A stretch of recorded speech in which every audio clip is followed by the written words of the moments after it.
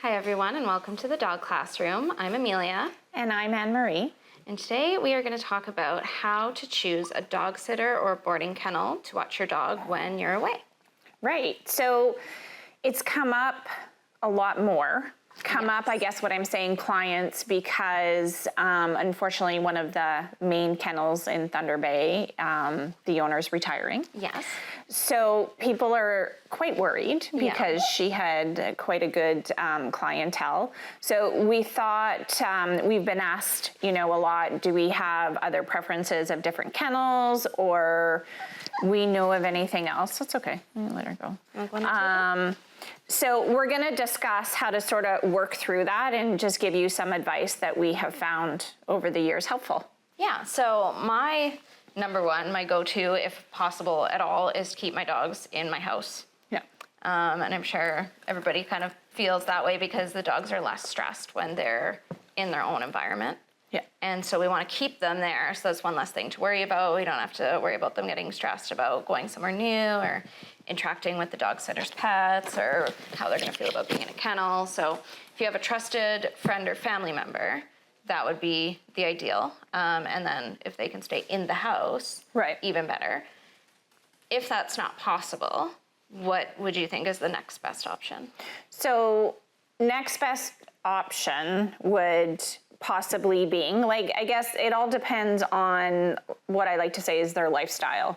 Do you travel frequently, or do you just need somebody once a year? Yeah. That sort of thing. How many dogs you have, because that is relevant. That's a kicker for me, just because I have multiple dogs. So I used to sort of farm one out here, one out there, but now I try to bring somebody in.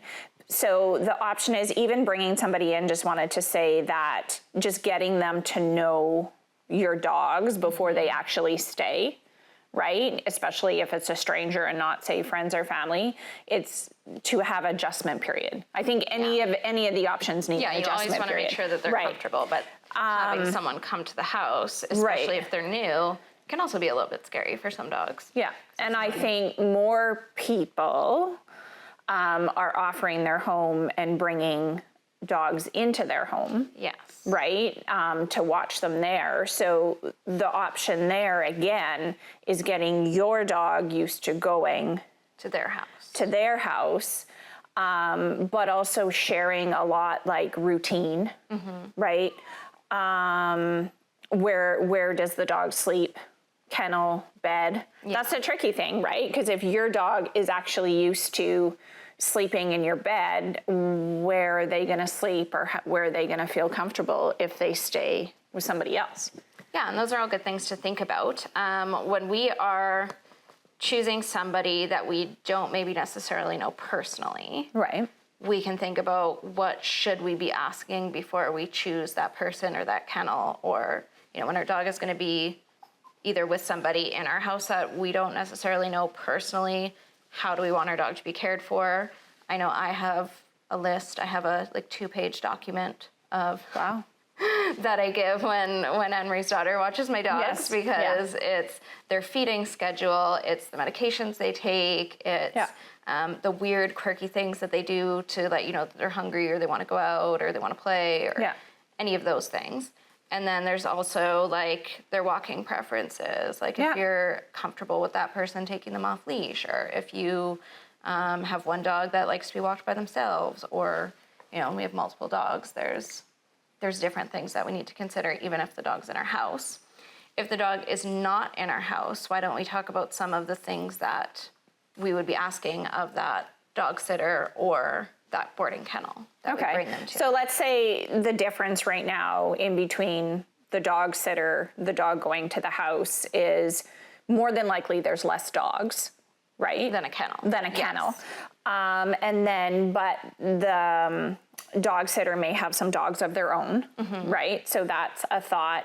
But when we talk about kennel, we're meaning, that the dog lives in a kennel, right? In a kennel.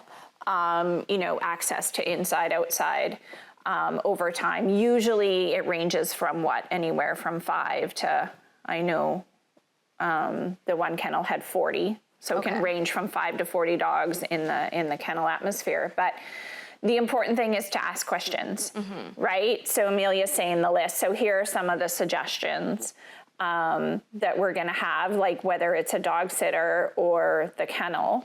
So Amelia's saying again with her list, are they being walked? That's huge for me. Yeah, so I think, like, are they being walked, or like if it's a boarding kennel facility, Right.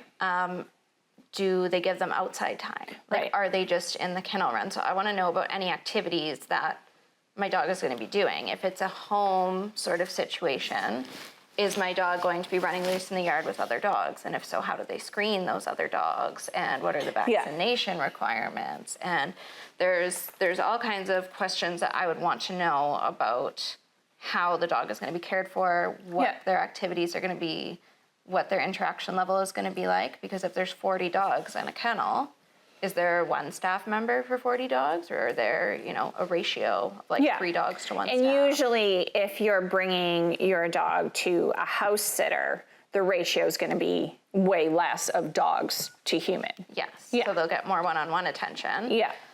But it could also be, maybe that person takes on 10 dogs in their house and it's overcrowded. True. So I think the first thing I would do is I want to meet the person. I want to go to their house or their boarding kennel. Right. And I want to see the setup. I want to see the situation.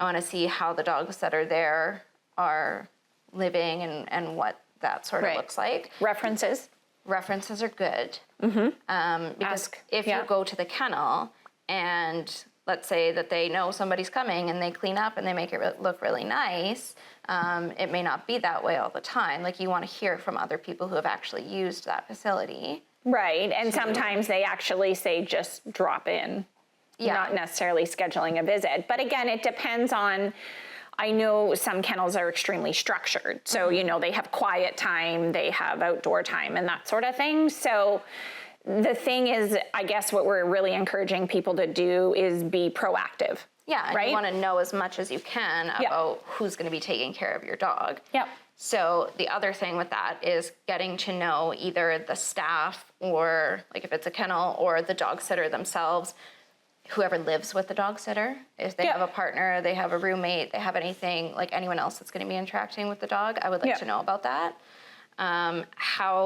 How they interact with their own dogs or their client dogs, because everybody's standards are a little bit different. And I know for me, they would be extremely high. I would want to see, how are they interacting with the dog? What if the dog jumps on you? What if the dog is barking? What if the dog is, has a behavior issue? What if your dog is reactive and you need someone to watch them? Yeah. Is this person experienced with that? Can they handle that? Yeah. How do they choose to handle that? So it may not be the way that I would choose to handle it, and am I okay with that? There's lots of things that you can be asking to figure out if this person is going to align with you. Right. Before you leave your dog there. If it's a kennel, they should have policies to say, okay, if we have a dog that's reactive, we do X, Y, and Z. Right. Maybe you can see those policies. Maybe you can watch them with a current boarded dog that is reactive and say, okay, how do you move them around the kennel? How do you deal with different behaviors?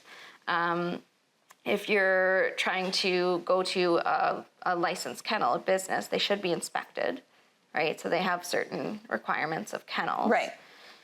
With in-home situations, they don't necessarily have that. No. So I feel like doing sort of that research and going, okay, talking to the references, Google the person. Yes, and yeah. Definitely, because then you're trying to get more reviews, right, is what they call it. But that's where the references help out as well. Let's talk about different things that ideally we recommend bringing to the kennel for our dogs. Yes. Why don't we do that? So my suggestion is something familiar, like a dog bed, blanket, right? Yeah. It's something with our smell that makes them comfortable. I highly recommend you bringing your dog's food. Yes. Right? Yeah, because I think more kennels and so forth are like that now, where before sometimes they would provide the food, but you don't necessarily want a food change for your dog who's already going into being a bit stressed without you. So my recommendation is bringing your treats, your dog's food. And then possibly, if they are crated and it's a home environment, I would bring my dog's kennel, because I find some dogs are used to certain types of kennel. Alfie does better in a closed plastic kennel than he does a wire kennel. That's just the way it is, right? That's his preference. Toys, yeah, if that's an option, depending upon the different locations, that they're going. And then sometimes bowls. Yeah. I was talking with somebody the other day, and the dog doesn't like the regular bowl, like Tulips eats out of almost like a plate. Yeah. Right? Like you're trying to make it as less stressful as possible. Because when we travel, we bring our things. So why not bring the things with the dogs? The other thing, a recommendation is not only references and also visiting the kennel ourselves, it's also definitely recommend, see if the house sitter or kennel, they can spend part of a day to get used to it, right?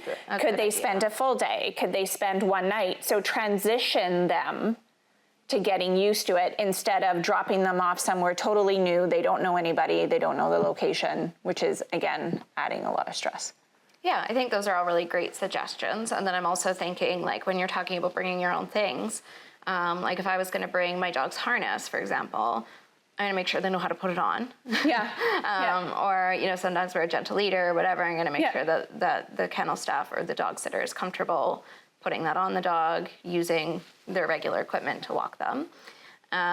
Same thing with if there's like you're talking about the different kinds of kennels. Like if they're not used to, being in a kennel run, that's kind of like the wire kennel.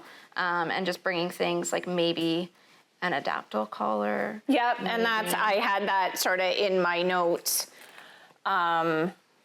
depending upon if it's their first time. I think there's more alternative therapies, or there's more little helpful hints that we can support our dog with, if that makes sense. So Amelia said, again, maybe should have brought a box, but those are available at any of the pet stores now, the adaptable collar. Or I was even thinking of Thunder Shirt, anxiety wrap, right? That's another option. So it's all about just knowing what's going to happen, because I think overall it's going to be more helpful with your expectations, as well as doing what's best for your dog, as well as understanding the expectations of the kennel or house sitter. So with that being said, like you said already, inspect the kennel, go check out the house. Are the dogs going to interact together, or are they walk separate? That sort of thing. Just really understanding it, because I think if you're more relaxed and prepared for it, you can help prepare the dog. Yeah. Right? I think it's important for any place they go that obviously they get outdoor time. Ideally, a little bit of walking. Just to stretch their legs, right? It's a lot for some dogs to go from being locked up for a week, right? Then stretching their legs. So, again, don't assume, right? Ask a lot of questions and see what you're comfortable with. But I honestly feel in Thunder Bay, the tricky thing now is we don't have a lot of large boarding kennels. I think it's lacking. COVID may had something to do with that, but times change a little bit. So I think that's why people are frantic, but a few people have reached out to us and are being a little bit more proactive, where they're not going on a trip yet. And they're saying, okay, what can we do, or what are our options? So we as a business have started an option where we're doing stay and train. Right, which is a training option, which some people don't necessarily want. Right. They just want somebody to watch their dog. Right, so. But we're not a boarding kennel business. Yeah. We're a dog training behavior business. So we offer the board and train where they stay with one of our training instructors. They get trained a few times throughout the day, obviously getting the walk, but then they live in that instructor's home. Yeah. And they're worked with. So that's the option that we have. At this point in time, we don't offer just boarding because that's just not to say we don't have time. We don't. We're very busy. Yeah. But that's just not an option at this point we are offering. So just because we've had actually many phone calls So and many phone people calls, are yeah. just saying, oh, can I just have the boarding? And honestly, you know, that's not what we're offering. We don't have the facility to do that. Yeah. But I would like to say our passion or, you know, our goals are the training part and behavior. So we can help prep you for what's going to happen or definitely give you advice with that. I think the other thing to talk about, honestly, is I wrote down here financial. That is, yeah, because if you have 5 dogs, it's going to be more, I guess, financially feasible for somebody to stay in your house, Yeah. whether that's a dog sitter that you know or someone that you hire. Yeah. Because I can't imagine the cost to board 5 dogs. No, I don't even. But I honestly I think, you know, unless you're boarding a dog like every few months or whatever, I think we all lose track of prices. Yeah. You know, like I swear in the day, what was it, $15, $20 a night? And then now it's what, 45 or 50, somebody told me? Yeah. I think it was $50. Well, it costs money to run a legitimate business. Oh, it does. Right? It does. Right. And I'm not saying that's a bad thing. I'm just saying, you know, again, the times have changed a little bit. And then you sort of have to look at what that facility or person, I guess, is offering. The tricky thing about it is, you know, dog sitting or whatever isn't regulated. Yeah. So there's no, you know, they charge a certain price and this is the way it is. It's One thing that I also was thinking was there are some, like we have a certification to be dog trainers. Right. There are certifications for like certain standards of Are there? dog sitting and boarding kennels. Yeah, Okay. I didn't look totally too much into them. Okay. But like that agree to follow a code of ethics and stuff. Right. And that doesn't guarantee anything, just No. like it doesn't with training, but it at least, adds a food for thought. yeah, it just adds something that they actually are invested in what they're doing. And it's not just like some kid off the internet trying to make a few bucks, which, hey, maybe that works for your dogs and that's fine. But for most of us, the financial consideration for me, I have a trip coming up. And I have planned the cost of dog sitting into that budget. Oh, okay. So- Look at you go. I am not going on the vacation or on the trip or whatever if I can't afford the dog sitter. Right. If the dog sitter that I want is not available. Yeah. Which we used to say to people about the boarding kennel. Like if, you know, one's not available that you really are comfortable with, Then you don't go. then you don't go. Which is tricky when sometimes if it's business or. Yeah. Yeah, no, I get Sometimes it. it's not an option, but like for me, for just planning vacations, planning fun trips, it's, you know, if the person that I'm comfortable with is not available, then okay, we'll pick a different day. Which is also, you know, not everyone can do that, but it's something to consider. One thing I wanted to touch on quickly was a few red flags. Okay, before you do that, Okay. I just want to go to financial again. we'll finish up on that Yeah, thought. just go to that. So just consider, you know, ask rates. Don't be shy about it.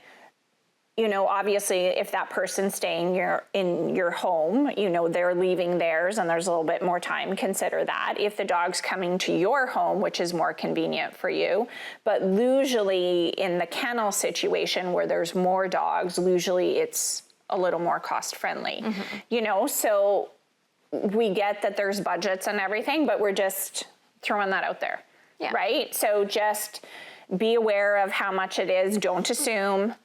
Be clear about it. Be on the same page. And again, it's about what you feel comfortable with and what you can afford. So, okay, I'm done on the financial. Where you going with your red flags? Okay, so the red flags came into my brain because there was a situation somewhere else in Southern Ontario, whatever, where there was like news article after news article of this dog sitter who had dogs in their home, and these dogs were literally dying. They were coming back with infections. They were coming back emaciated, like really terrible things. And people think that because someone offers to dog sit that they love and care for dogs, which, you know, maybe isn't always the case. Maybe sometimes it's about that financial piece. It's a way to get money.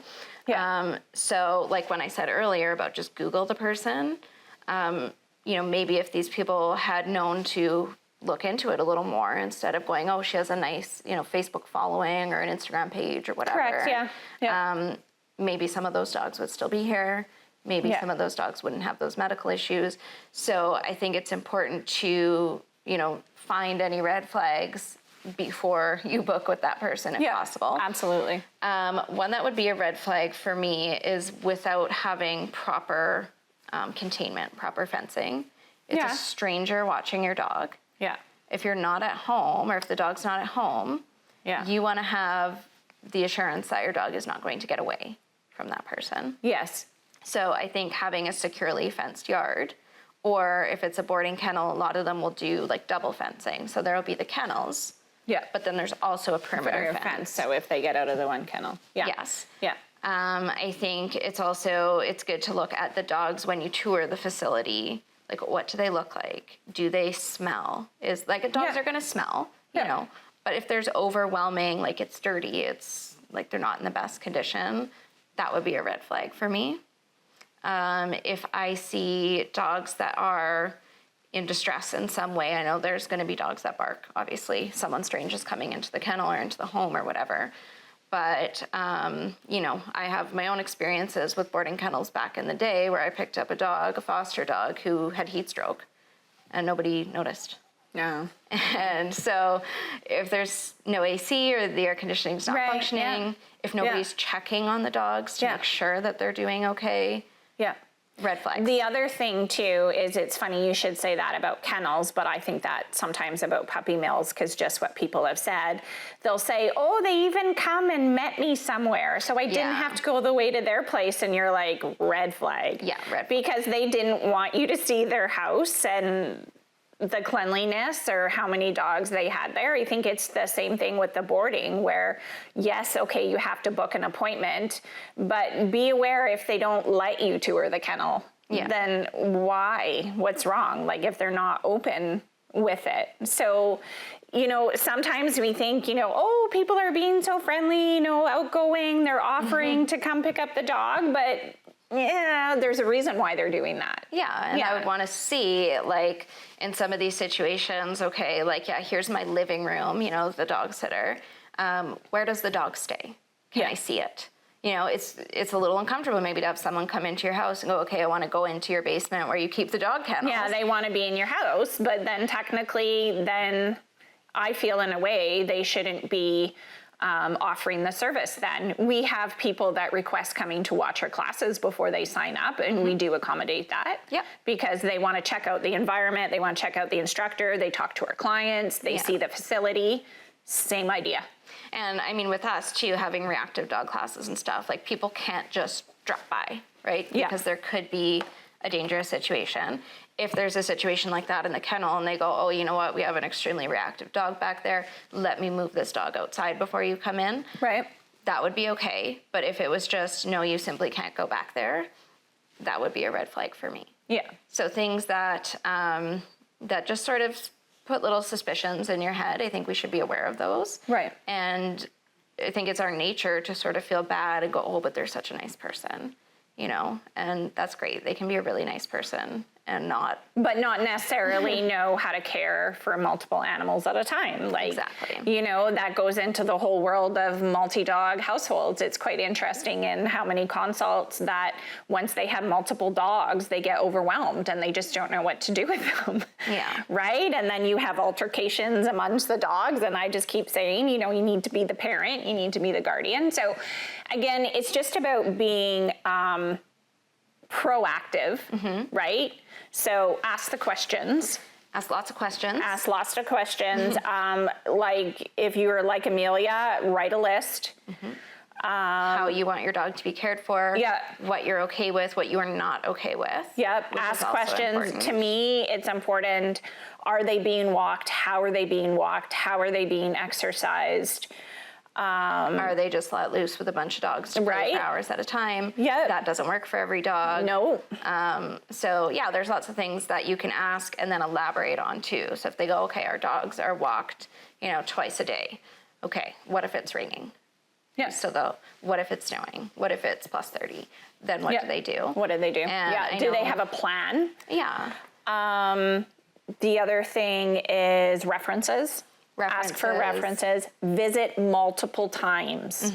If you have never been there, visit multiple times. Or have the dog sitter, if they're coming to you, come meet your dog. Multiple times, if you can. Financial, ask, don't assume, because you don't want to drop them off and then all of a sudden you have a $500 bill and you're expecting it to be $300 because that gets a little bit awkward.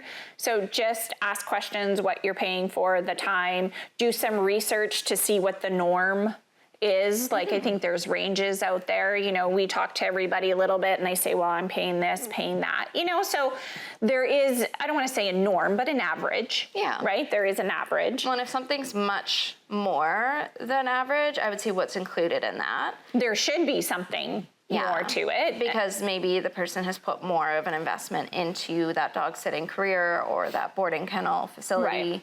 They've paid for, some extra education, some first aid, like something that is of benefit. Yeah.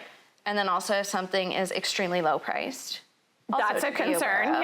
Yep. Which I know, like, we try to keep our prices low so that we're accessible to more people. But if, someone is offering boarding for $5 a day, that, being that low would maybe be a red flag, because how many dogs are they taking at a time to make that worthwhile? Yeah. Yeah. So lots of things to ask, lots of things to think about. Yep.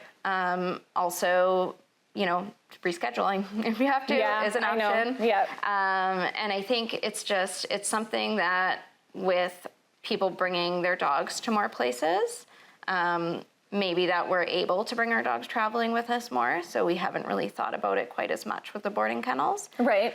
But if you do need to leave your dog with somebody at a kennel, make sure that you ask the questions, make sure that you're comfortable with it, make sure that they're properly insured, make sure that, they are taking care of your dog how you would want them to be taken care of. Right, and the other thing is make connections, right? So don't wait to the last minute to find somebody. Yeah.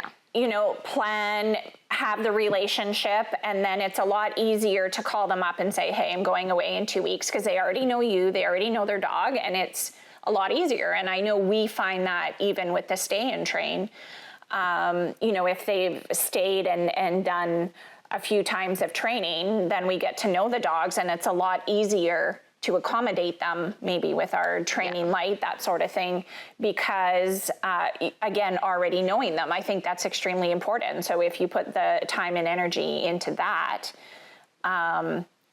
make the connection, make the reference, and then obviously use it to your advantage, right? Yeah. Yeah. Yeah. All right. So why don't we wrap it up there? So I think we've offered some food for thought. We've given you some things to think about. We've given you some ideas to ask of whoever's going to be taking care of your pet. As far as next steps, like if you're interviewing people, you're checking out kennels, you see something you like, yay, good for you. If not, maybe it's time to look at getting that trusted friend or family member over and seeing if that's an option for you. Yeah. Yeah. Right. Absolutely. So, we did try to discuss having somebody come to stay with you, whether your animal goes to stay with somebody else, or then you actually, have your formal boarding kennel. But, again, it's what's best for the dog. It's what's best for you. Ask the questions, and then, hopefully you build those relationships and they last. Awesome. Well, thank you so much for tuning in this week, and we'll see you next time on the Dog Classroom podcast. Thank you.